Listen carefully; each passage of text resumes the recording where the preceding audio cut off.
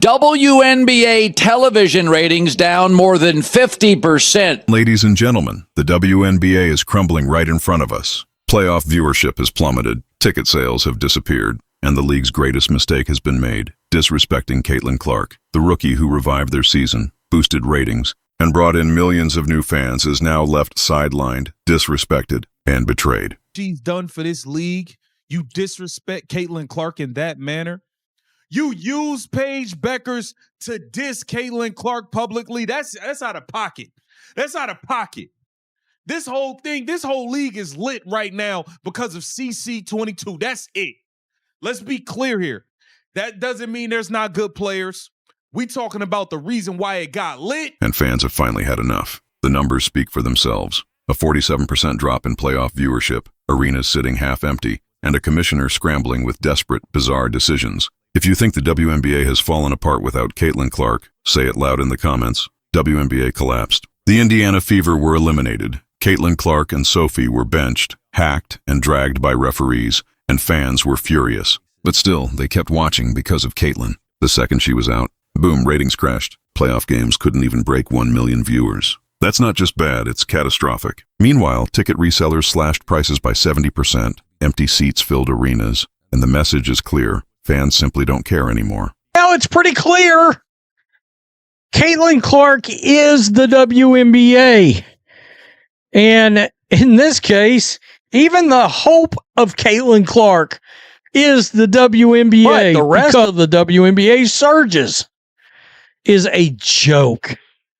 It's a joke. Check this out.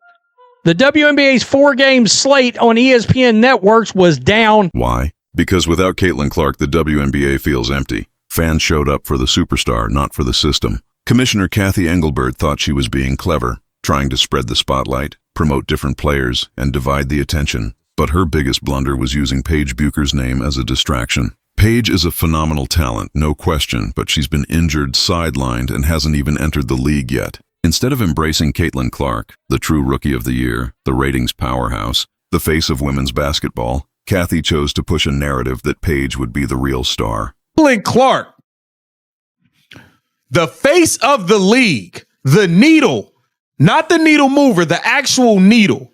Let's take a look at the difference in how she was presented her Rookie of the Year award compared to what she did for Paige Beckers. Caitlin Clark had to get her Rookie of the Year over the goddamn phone. Over the phone. You showing up to shows, you hitting the Dougie with her, you doing. Fans weren't fooled. They called it out as fake promotion. Why hype up a player who isn't even on the court while disrespecting the one who kept the league alive? Supporters felt betrayed. They expected fairness, transparency, and respect, but instead got corrupt officiating, benched rookies, manufactured narratives, and a commissioner blind to reality. When Caitlin Clark's Fever were eliminated, the reaction was immediate. Social media exploded with one message: no Caitlin, no WNBA. Viewership collapsed, TV ratings dropped nearly 50%, and the electric arena atmosphere vanished into silence. The fever dream became a nightmare of empty seats, and in desperation, Cathy Engelbert resorted to panic mode, sending private letters to creators, pleading with them to push positive spins about the league. Hey, Game 1 WNBA playoff ratings are in, 2025 television ratings are in, and the WNBA sent me a little something in the mail,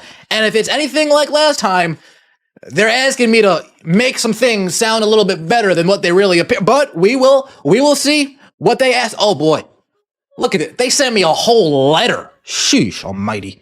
Dear Ben, please consider your choices. We offer full press credentials, entrance into all playoff games, entrance to all WNBA events such as draft party, and all All-Star weekend engagements, plus all social justice events. Oh. If you refuse to bolster our ratings, if you refuse to hype them up, your invitation will be revoked. Enclosed is payment for our request and a little threat. Pick wisely.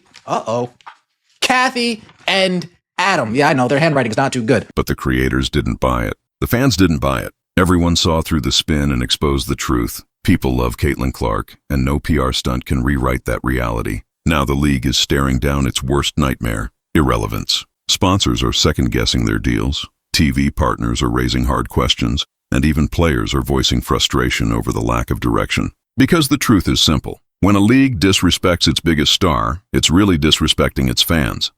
And you disrespect her like this? This is crazy, man. What No, but this year, the problem is that when Caitlin had her first injury, like, you can literally see it.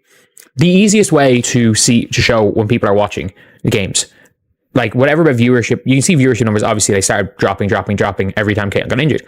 But you can see with engaged fans, if you look at like stream numbers from me, from Rosie, from Rachel Demita, from Venom, from everyone, in watch parties, people just trying to get along, talking about things, relevancy of what happens in these scenarios, you can see that like a lot of us were averaging 1,000 concurrents when Caitlin had that first injury. And fans don't forgive. They don't forget. This isn't just a dip in numbers, it's a full-on collapse. Without Caitlin Clark, the WNBA becomes nothing but empty seats and broken promises. Can the league survive this storm? Maybe, but only if they accept one simple truth. Respect your star. Respect your fans. Paige Buchers is great. Ryan Howard is great. Brittany Griner is great. But the one carrying this league into the mainstream spotlight is Caitlin Clark. She's more than a player. She's a movement. And when you disrespect a movement, the price is steep. I'm going to brag about the rate.